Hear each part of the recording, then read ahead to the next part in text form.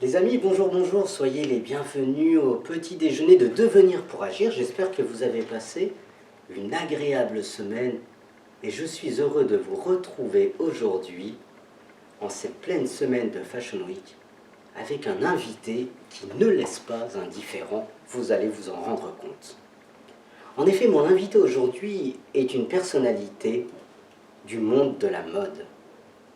En pleine Fashion Week, j'ai l'honneur de recevoir celui qui en 2017 a lancé sa marque avec l'ambition, Ojmob, avec l'ambition de s'inscrire dans le segment du streetwear haut de gamme.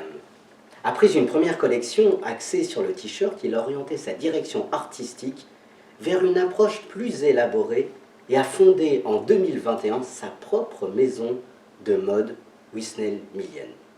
Son travail est souvent décrit comme une fusion unique de modernité, mêlant les éléments traditionnels haïtiens avec des tendances contemporaines.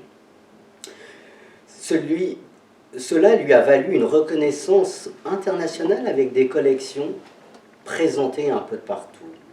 Connu pour son engagement envers la durabilité et l'éthique dans la mode, il s'efforce d'utiliser des matériaux écologiques et de promouvoir des pratiques de production équitable. Au-delà de ces productions, mon invité est aussi un mentor pour de nombreux jeunes créateurs et un fervent défenseur de l'industrie de la mode haïtienne. Oui, vous l'aurez reconnu, j'ai l'honneur et le privilège de recevoir celui dont son influence et son impact dans le monde ne cessent de croître, celui qui a su se démarquer par son talent et sa vision créative, celui qui ne cesse de s'inspirer du monde pour inspirer toutes celles et ceux qui ont la chance de l'approcher. J'ai l'honneur et le privilège de recevoir le très talentueux fashion designer, le créateur de mode, Wisnel Millienne. Wisnel, soyez le bienvenu.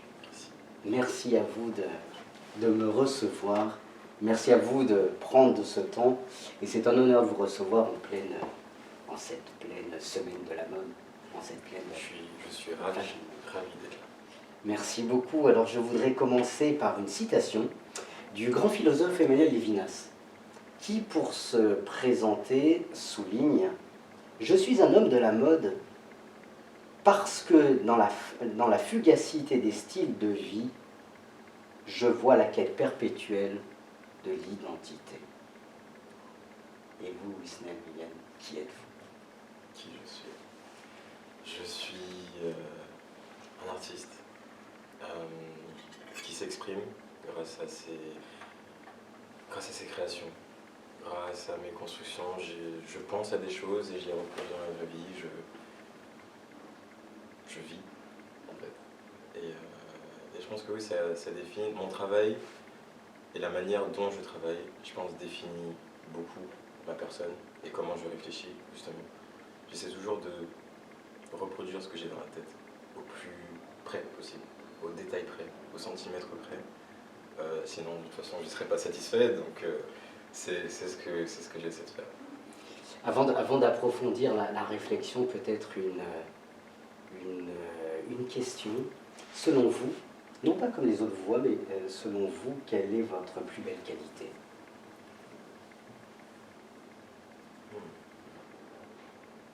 J'en ai beaucoup. Non, je dirais que ma plus belle qualité, c'est...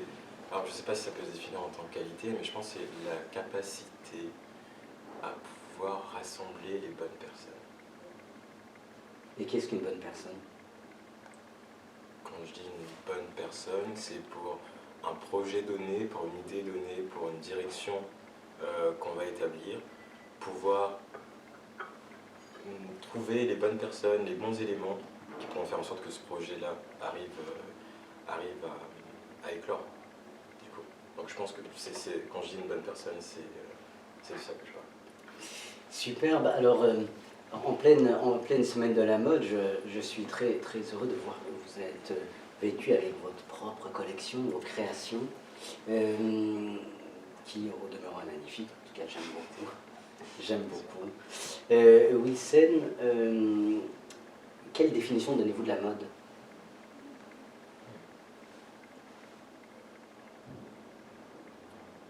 dirais que la mode, c'est un art à part entière. Déjà, on fait souvent une différence entre l'art et la mode d'un autre côté, mais je pense que la mode rentre vraiment dans cette case d'art. C'est une forme d'art à part entière.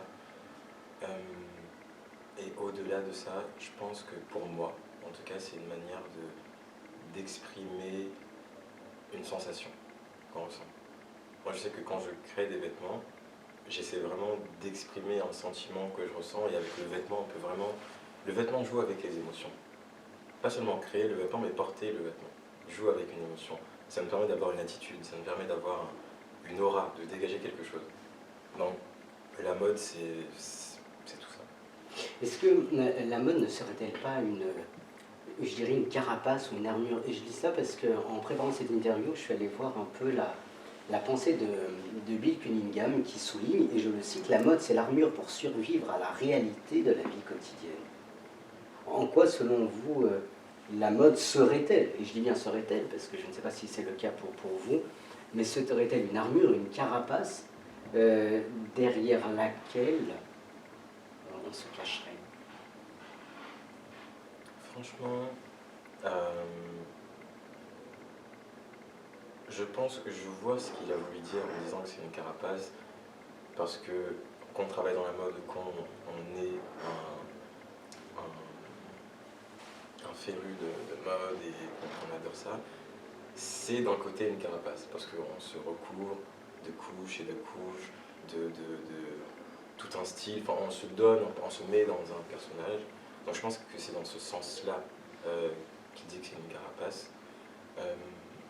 Après, comme j'ai dit juste avant, je pense vraiment que c'est plus un moyen d'exprimer ce qu'on ressent et de pouvoir exprimer ce qu'on est, surtout. Je pense que c'est plutôt un outil qui nous permet de dire bah, je suis Wisnel, j'aime la mode, j'aime ça, j'aime les livres, j'aime les couleurs, ou j'aime le noir. Je pense que c'est plutôt de cette manière-là que je l'aurais pris. Très intéressant. Wisnel, peut-être une question très simple, aussi déstabilisante. Mais que veut dire pour vous s'habiller?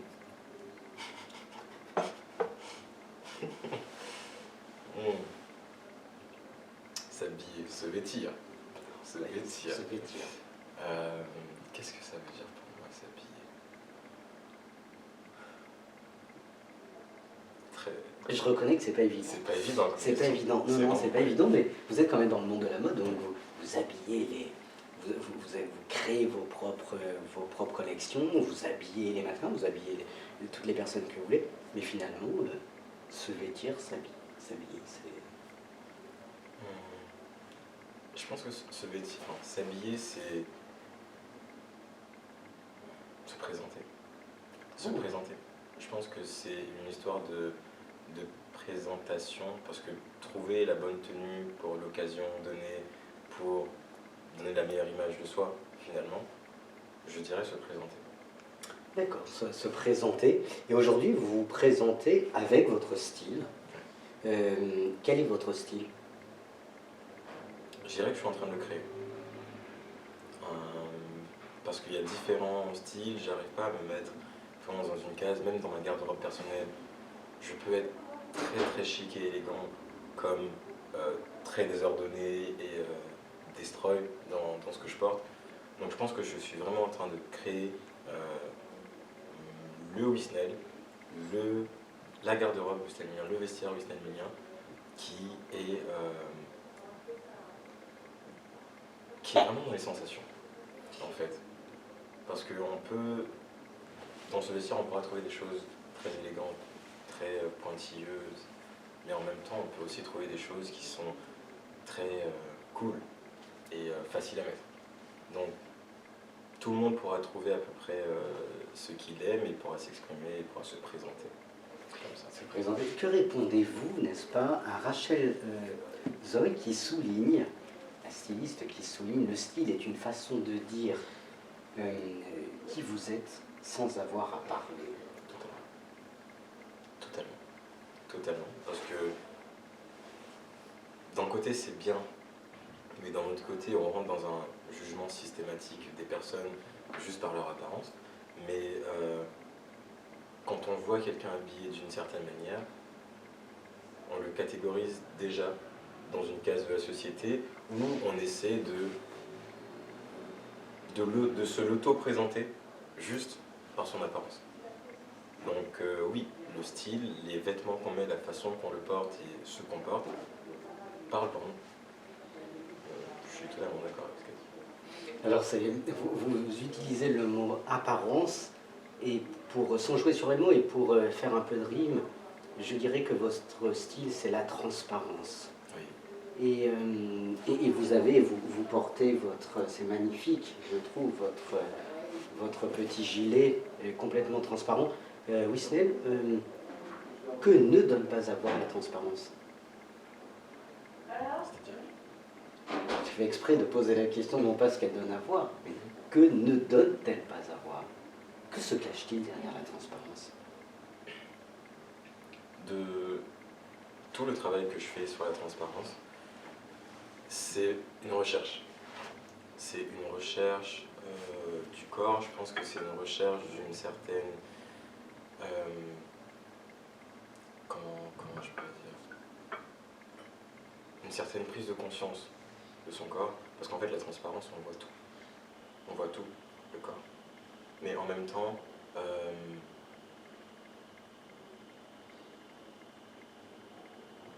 j'essaie de bien formuler C'est intéressant ce que vous dites. Oui.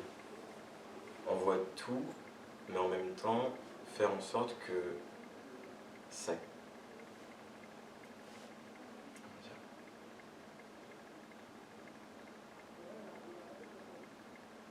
Très technique la question. J'ai un raisonnement en tête, mais j'essaie de...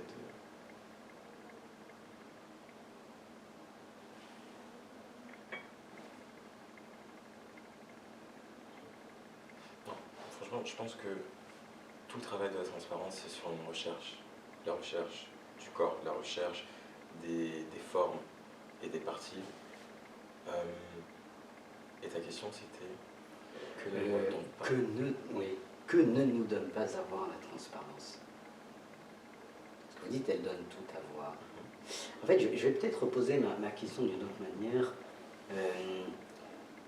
Vous venez de dire, elle donne à voir le corps, les parties, etc. Or, dans la création artistique, est-il possible de tout montrer? Autrement dit, la création artistique, votre création artistique, a-t-elle des limites? La transparence a-t-elle des limites? Je comprends. La transparence n'a pas de limite pour moi dans ma tête. Mais factuellement parlant, dans la vraie vie, elle a des limites. Parce que je crée des vêtements qui sont destinés à être portés. Et on vit dans un monde aujourd'hui où certaines personnes sont très à l'aise avec la nudité ou la transparence, mais d'autres ne le sont moins. Et donc je suis quand même dans un jeu de... Je fais du transparent, je joue avec le corps et les mouvements, mais du coup je cache aussi certaines parties pour que les personnes se sentent quand même en confiance dans un habit. Donc pour moi, ça n'a pas de limite dans ce que j'aimerais faire, mais dans la réalité, je mets quand même quelques limites dans cette transparence. Et finalement, dans cette transparence, est-ce qu'on pourrait dire que la mode, le vêtement, vos collections, les collections que vous faites ne sont-elles pas un miroir de la société? Qui est transparente? Oui. Je pense. Que cherchez-vous à montrer derrière vos collections? Je pense que sur les anciennes collections, enfin jusqu'à maintenant, je mets vraiment l'accent plutôt sur les personnes qui portent les vêtements. Donc quand on a un vêtement transparent, on voit tout le corps. Enfin, on prête plus attention à la personne qu'au vêtement finalement. Parce que le vêtement est transparent, on ne voit rien. Donc c'est dans cette recherche-là, je pense que j'ai toujours aimé ce jeu de transparence. J'ai joué un moment avec d'autres matières transparentes, pas seulement du mèche ou de l'organza comme ça, mais des matières qui étaient vraiment, vraiment transparentes. comme du plastique par exemple, ou de la page dans les installations, etc. C'est vraiment le côté de voir et ne pas voir. On voit un peu, mais on ne voit pas. On ne sait pas ce qu'on voit réellement, mais on voit quand même quelque chose derrière. Donc, Non, c'est intéressant ce concept de voir et de ne pas voir. Notre ami Albert Camus souligne que créer, c'est vivre deux fois. Créer, c'est vivre deux fois. Quelles sont vos deux vies? créer, c'est vivre deux fois. Vous avez à la fois... Non, je ne vais pas répondre à la question. Sinon je me fais l'auto-interview. Vivre deux fois parce que on est, Oui, et je pense que c'est la du coup, première vie. quand on crée quelque chose, je ne sais pas si c'est ce qu'il a voulu dire, mais c'est peut-être qu'on renaît artistiquement. Oui, c'est ça. On renaît artistiquement et on donne naissance aussi. Est-ce votre cas?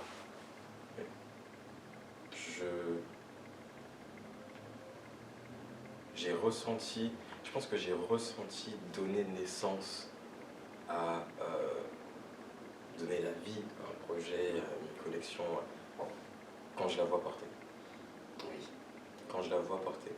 Et j'ai ressenti ce sentiment une deuxième fois encore, parce que du coup on a fait le pop-up store immersif dans le 6e, et 2 jours après, j'ai 2 clientes que j'ai croisées dans la rue, comme ça, et les 2 portaient chacune une des créations. C'était vraiment par hasard, c'était pas du tout prévu, et j'étais stupéfait, et c'est là que je me suis rendu compte que j'ai donné naissance à quelque chose. Quand je l'ai vu vivre sur une personne, c'est là que je me suis dit, waouh, je pense que c'était la deuxième vie, la deuxième naissance. Donc vous me donnerez votre deuxième date d'anniversaire. Wisnel, pardon, vous avez, peut-être en cette période de Fashion Week, quel est votre regard sur la mode aujourd'hui?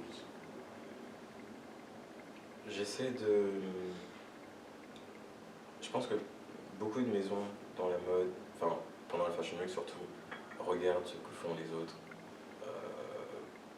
Parce qu'il y a des tendances, il y a des trends, il y a des choses comme ça. Mais j'essaie vraiment bien sûr de regarder aussi, mais de me limiter et d'essayer de garder ma ligne directrice pour proposer quelque chose d'unique, quelque chose qui va vraiment sortir de ma tête, qui va vraiment sortir d'une réflexion, d'une inspiration quand j'étais en vacances ou quand je marche dans Paris ou dans n'importe quelle ville, pour vraiment essayer de garder quelque chose de clair et de précis et qui me correspond du début jusqu'à la fin. Donc, Et lorsque vous créez, y a-t-il une histoire de pouvoir ou d'autorité? Est-ce que vous avez le pouvoir sur la création et vous acquérez une autorité, ou c'est l'inverse? au bout d'un moment, la création prend le dessus. Parce que quand on est inspiré, je sais que c'est le cas pour moi, quand je crée, déjà je ne contrôle pas quand est-ce que je commence à créer. C'est-à-dire que je ne peux pas prévoir, ok Wisnel, il faut que tu commences à travailler sur ta collection à telle heure et tu finis à telle heure, ça ne marche pas comme ça. Donc c'est sur l'instant. Sur l'instant, je suis en train de dormir ou je suis avec des amis en dîner, et là ça vient, une inspiration vient, quelque chose vient, et je suis obligé du coup de la mettre par écrit, de dessiner, parce que ça me travaille l'esprit. Ça me trotte dans la tête, je ne pourrais pas réfléchir à autre chose, donc il faut que je fasse quelque chose, il faut que je note, il faut que je dessine quelque chose. Et ensuite, donc oui, je dirais que on a le pouvoir jusqu'à ce que l'inspiration soit trop forte. Et que c'est elle qui nous contrôle un peu comme un... Hyper intéressant. Est-ce que vous aimez ce que vous portez? J'aime beaucoup. Vous trouvez que c'est beau? Je me trouve très très beau. Qu'est-ce que le beau? Qu'est-ce que le beau? Elle est pas mal la transition. Je me suis mis dedans tout seul. C'est ça. Je me suis mis dedans tout seul. Qu'est-ce que le beau? C'est une question de perspective, je pense. Quelque chose peut être beau pour moi et très moche pour d'autres. Et vice versa. Mais qu'est-ce que le beau? Moi je pense, ce que je trouve beau, c'est ce qui embellit. Enfin, même si c'est un style que je n'aime pas, une pièce que je n'aime pas, mais si ça embellit la personne qui la porte, ou la pièce qui la porte, parce qu'on parle aussi d'installation, on n'a pas que les vêtements, on a aussi d'installation, si ça embellit la personne ou la pièce qui porte le vêtement ou qui porte, je trouve ça. Le grand philosophe Hume, David Hume, souligne que la beauté des choses réside dans l'esprit de celui qui les contemple. Dans l'esprit de celui qui les contemple. Que répondez-vous à notre ami David Hume? La beauté des choses réside dans l'esprit de celui qui les contemple. Une question de perspective. Question de perspective. Donc c'est la personne qui regarde la chose, ou l'œuvre, ou le tableau, ou la photo, ou le vêtement, qui le définit en tant que beau. Et là, il le définit seulement dans sa tête. Donc son prisme n'est pas celui de la personne d'à côté. Donc je pense qu'il a raison. On sait qu'il a raison, je vous inviterai à prendre un café avec lui, mais bon, malheureusement, il n'y a plus de seconde, donc ce sera pas possible. Wisnel, vous êtes inspirant tout à l'heure dans mon introduction, vous êtes inspirant, et si vous êtes inspirant, c'est que vous êtes inspiré. Quelle est votre source d'inspiration?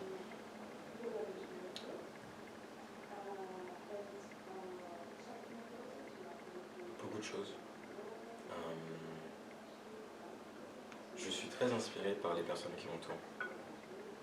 Dans tout ce que je fais, ma famille, mes amis qui sont très très proches.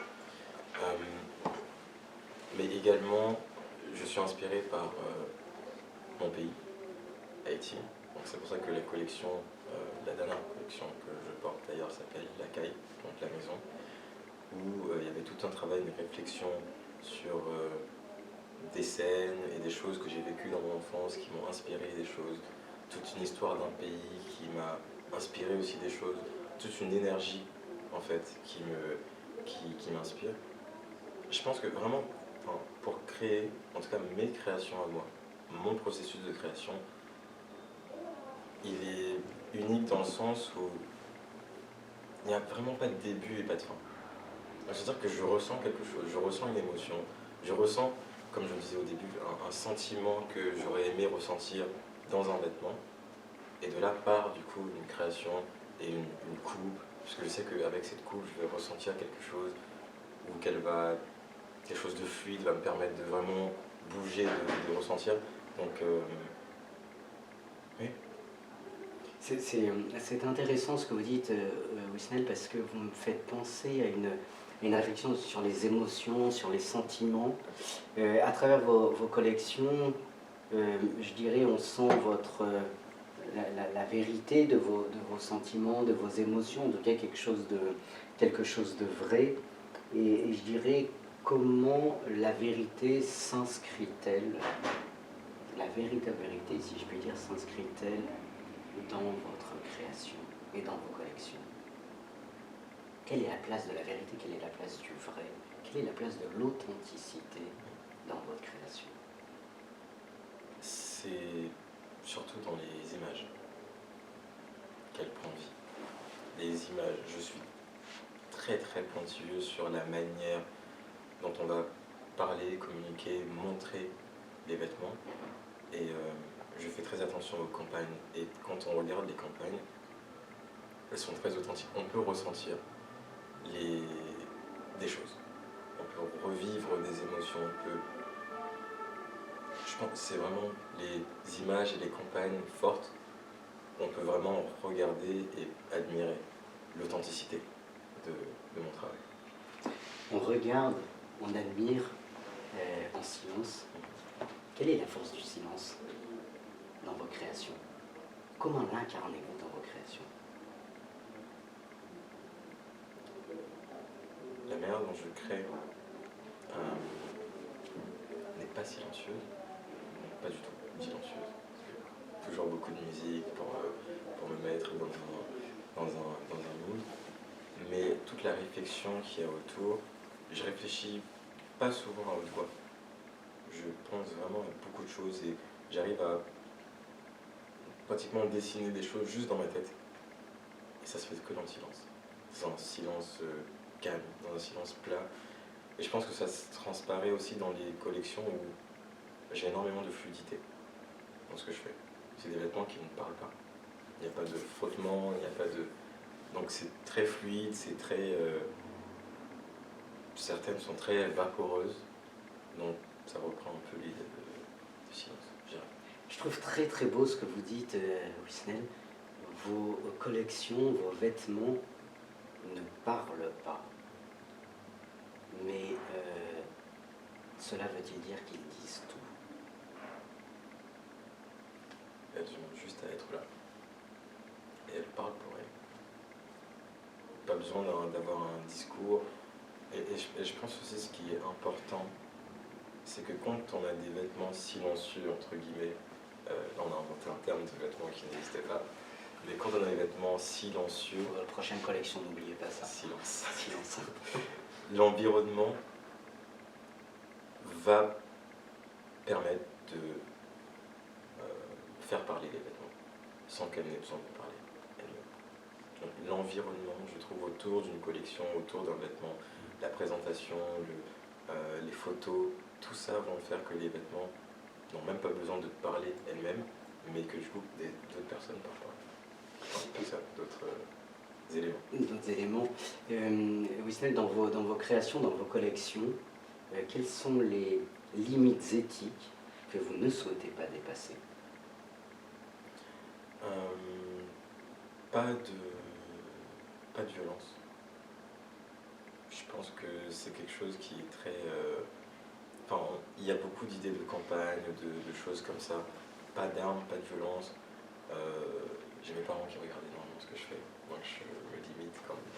Non, j'ai pas vraiment de limite, mais il y a des choses éthiquement que je ne ferai pas. Je travaille avec la transparence, donc c'est quelque chose d'assez déjà poussé. Mais en tout cas, la violence, les armes, le sang, visuellement, c'est des choses que je ne mettrai pas dans mes présentations, dans mes collections, etc. Mais en termes de vêtements à proprement parler, je n'ai aucune limite. Je ne me limite pas. Aucune limite, d'accord. Aucune limite. Vous êtes un styliste avec vos collections, vous aimez la couleur du noir. Que signifie le noir pour vous? L'élégance. Mais en même temps, la simplicité, la facilité, mais la complication. Parce que créer une collection qu'avec des pièces en couleur noire, c'est beaucoup plus compliqué que de créer une collection colorée. Parce qu'on a différents types de noirs, on a différentes teintes de noir qui varient, tout dépend des matières, etc. Donc travailler le noir, c'est vraiment un travail de profondeur dans une recherche de matière, dans une recherche de colorimétrie, etc. Mais en même temps, à vous proposer un vêtement noir, c'est aussi de la facilité. Parce que le noir va avec tout. Vous comprenez? Donc c'est très compliqué, mais je trouve que je me suis lancé, et là je me lance complètement dans le noir et dans le sombre, pas pour de la simplicité justement. J'ai envie de me challenger personnellement, j'ai envie de proposer quelque chose tout en moi me challengeant. Voilà. Aujourd'hui, que vous dit le monde? Vous lui répondez par vos collections, mais que vous a-t-il dit auparavant? Et les prochaines collections que vous allez faire, c'est la réponse à l'attente du monde.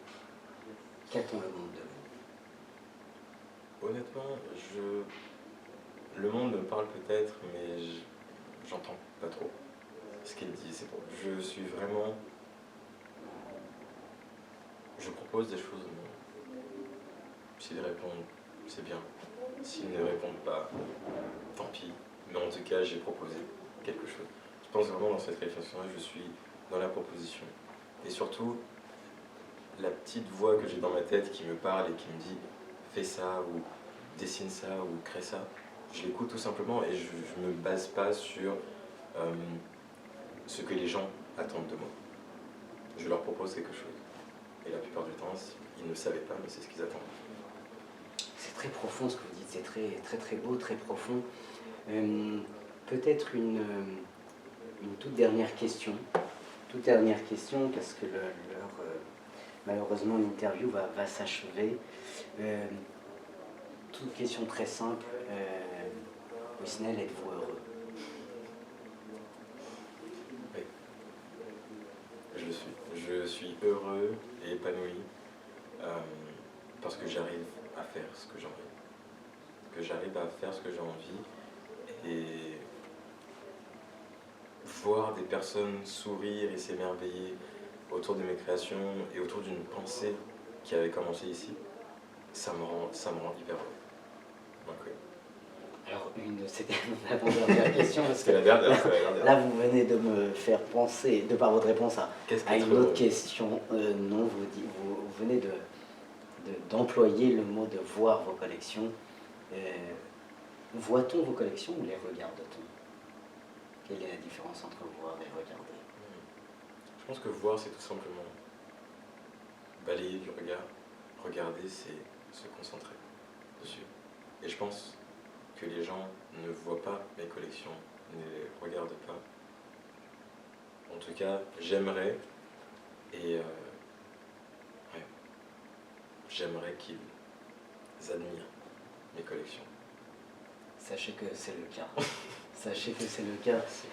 Wisnel Mian, merci de m'avoir reçu. Merci infiniment. Merci de m'avoir invité, c'était très bien. Vraiment, et je voulais terminer par une citation du grand philosophe Walter Benjamin, qui à mon sens souligne beaucoup qui vous êtes, ce que vous faites.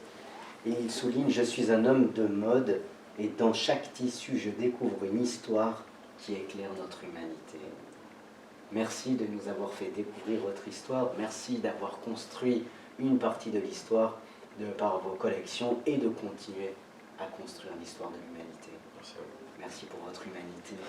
Merci. Les amis, merci beaucoup de nous avoir suivis. Je vous souhaite une belle semaine de la mode, une belle Fashion Week, et je vous donne rendez-vous la semaine prochaine pour de nouvelles aventures.